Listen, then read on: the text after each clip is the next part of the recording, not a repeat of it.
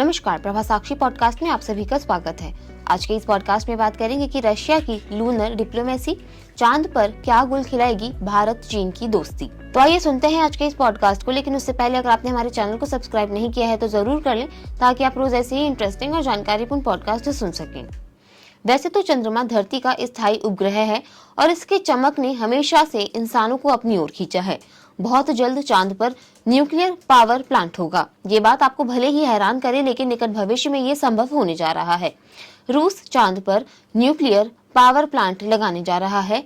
इससे भी हैरानी की बात यह है कि इस काम में धरती के दो दुश्मन एक ही टीम में नजर आएंगे। जी हाँ, रूस के चांद पर परमाणु प्लांट वाले प्लान में भारत और चीन भी उसका साथ देते नजर आएंगे। रूस के परमाणु प्रोग्राम निगम रोसाटॉम के नेतृत्व में इस प्रोजेक्ट को बनाया जाना है। इस प्रोजेक्ट का मकसद चांद पर बिजली पैदा करना है। इसे मून डिप्लोमेसी कहें या कुछ और। चांद पर परमाणु ऊर्जा संयंत्र स्थापित करने के लिए दो कट्टर प्रतिद्वंदी भारत और चीन रूस के साथ मिलकर काम कर सकते हैं। चांद पर न्यूक्लियर पावर प्लांट लगाने की तैयारी।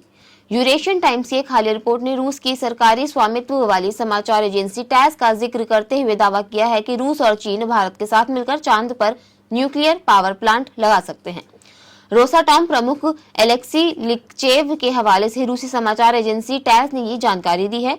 रोसाटॉम रूस की सरकारी परमाणु ऊर्जा कंपनी है, जिसके भारत के साथ भी संबंध है। हाल ही में रूस के व्लादिवोस्तोक में ईस्टर्न इकोनॉमिक फोरम में बोलते हुए लिकचेव ने कहा कि अंतर्राष्ट्रीय समुदाय की भागीदारी के साथ हमारे चीन और भारतीय पार्टनर इसमें बहुत इंटरेस्टेड हैं। इस परियोजना में भारत की रुचि 2040 तक चांद पर मानव युक्त मिशन की योजना बनाने और एक बेस स्थापित करने की योजना के संदर्भ में महत्वपूर्ण है। चीन और भारत एक साथ करेंगे काम। टैस के अनुसार रोसाटॉम के नेतृत्व में चंद्र ऊर्जा परियोजना का लक्ष्य एक छोटा परमाणु ऊर्जा संयंत्र बनाना है, जो आधे मेगावाट तक बिजली पैदा करने में सक्षम हो, जो आधार के लिए आवश्यक बिजली प्रदान करता हो। लिकचेव ने दोहराया कि चीन और भारत इस अभूतपूर्व चंद्र ऊर्जा समाधान को बनाने में शामिल होने के लिए उत्सुक हैं। रूस की अंतरिक्ष एजेंसी रोसकोस्मोस ने पहली मई में घोषणा की थी कि इस परमाणु ऊर्जा संयंत्र पर काम चल रहा है। इसे चंद्रमा पर तैनात करने का इरादा है। रिएक्टर प्रस्तावित चंद्र आधार के लिए ऊर्जा प्रदान करेगा, जिस पर रूस और चीन संयुक्त रूप से काम कर रहे हैं। चंद्र आधार के लिए भारत की इच्छा चंद्र ऊर्जा परियोजना में इसकी संभावित भागीदारी से मेल खाती है। इस चंद्र परमाणु ऊर्जा संयंत्र का निर्माण जटिल होगा। रूस ने पहले खुलासा किया था कि यह संभवतः मनुष्यों की प्रत्यक्ष भागीदारी के बिना स्वायत्त रूप से किया जाएगा। चंद्रमा पर परमाणु ऊर्जा संयंत्र बनाने के बारे में सब कुछ। रूस और चीन मिलकर एक चंद्र आधार पर काम कर रहे हैं, जिसे अंतर्राष्ट्रीय चंद्र अनुसंधान स्टेशन कहा जाता है, और चंद्रमा पर यह परमाणु ऊर्जा संयंत्र इसके लिए ऊर्जा प्रदान करेगा। इस परमाणु ऊर्जा संयंत्र का निर्माण बिना किसी प्रत्यक्ष मानवीय भागीदारी के स्वायत्त तरीके से किया जाएगा। रूस और चीन की ILRS योजना।